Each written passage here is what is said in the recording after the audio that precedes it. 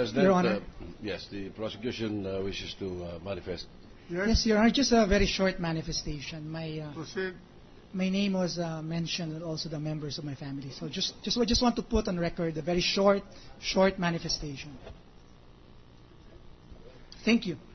Your Honor, during the line of questioning earlier by the gentleman from the senator from San Juan, the witness, Ms. Annabel Chongson, was asked about the acquaintance with my family. My father was mentioned, the name of my father, Governor Niel Tupas. The name of my brother was mentioned, Raul Buboy Tupas, and even my wife was mentioned. So I just want to put on record, Your Honor, to be fair to the members of my family, that I'm not acquainted with the witness, Miss Annabel Tiongson.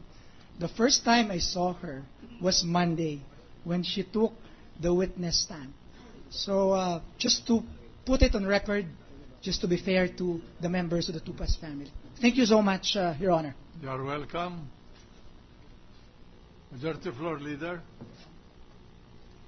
Earlier, Mr. President, Senator Drilon wanted to ask the president of PS Bank a few questions. So we summoned the president, the bank president here, although we did not discharge the first witness, the general manager of, or the manager of the branch of PS Bank. So may we recognize Senator Drilon, Mr. President? Proceed. Just for the record, the previous witness said that it's better that Mr. Garcia testifies on this because these documents are now in the head office. That's the reason why this witness, Mr. Garcia, was called back. But having said that, Mr. Garcia, Mr. Witness, the previous witness said that there were differences in the entries of this original document and identified as a signature card and attached as Annex A of the request for subpoena of the prosecution, and the original of the signature card, which is now in the head office. Can you now bring the original of these signature cards, which allegedly is different from what was submitted, in that there were entries that were not found in this original of this Annex A? So that is why you are in the witness stand now, to be given the directive of the court to bring this document, the original. Your Honor, we have presented the documents pertaining to peso accounts to the court, Your Honor. Yes. And I believe that what is being referred to actually are photocopies of a documents that pertain to and refer to dollar accounts. Mr. Witness, it is not for you to argue.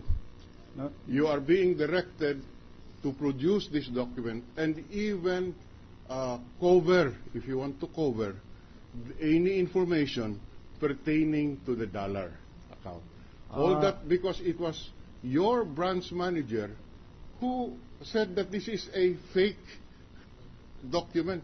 So as the Senate President said, we're trying to test the credibility of this witness, and we have the right to ask these questions, and we have the right to require you now to produce the original, which you say is different from Annex A of the prosecution's request for subpoena, because this is what we're looking for right now.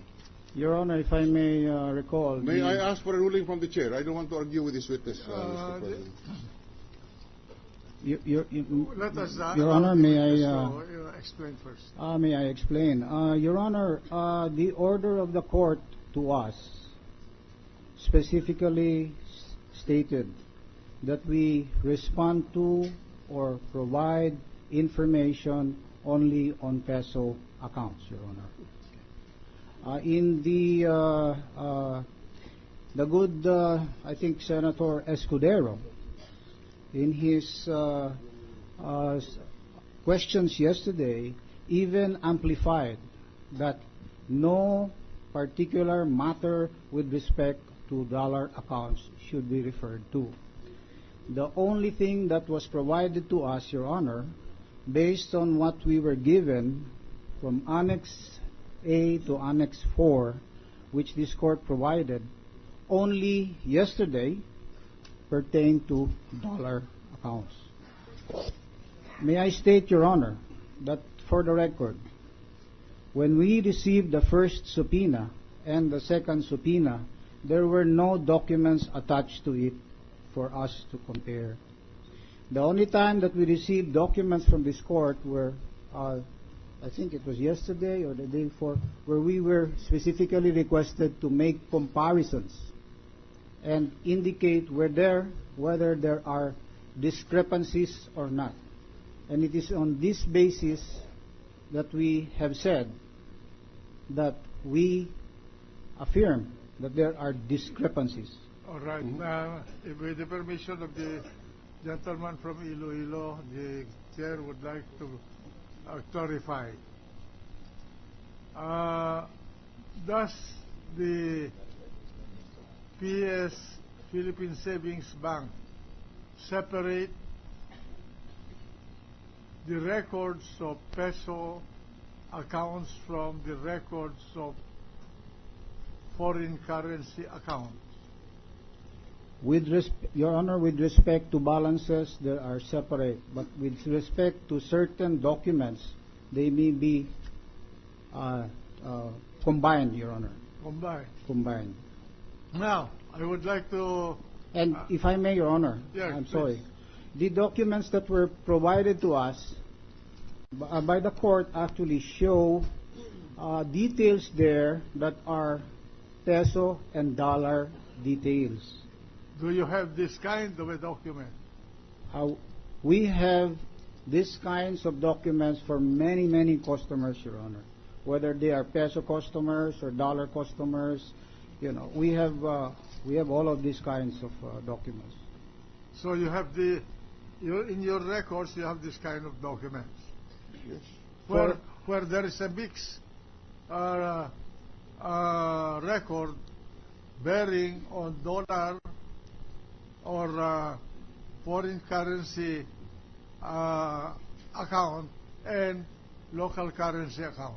Yes, Your Honor, and that was the basis of our stipulation to the court earlier, that insofar as anything that has dollar indicators of an account, whether they're balances, whether they're anything that has a dollar, we requested that we not provide anything for any particular dollar account. All right. May I, with the permission of the gentleman from Iloilo, propound this question to the prosecution? You submitted a request, a supplemental request to this court for a subpoena duces tecum, and you attach with it an Annex A, correct? That's correct, Your Honor. Now, in this Annex A deals with an account with number 08919100037. There is a separate number 3. Is that correct? Will you examine That is correct, Your All Honor. right. To what document coming from the PS Bank that you already marked as exhibit for the purposes of this proceeding would this document correspond? We're checking.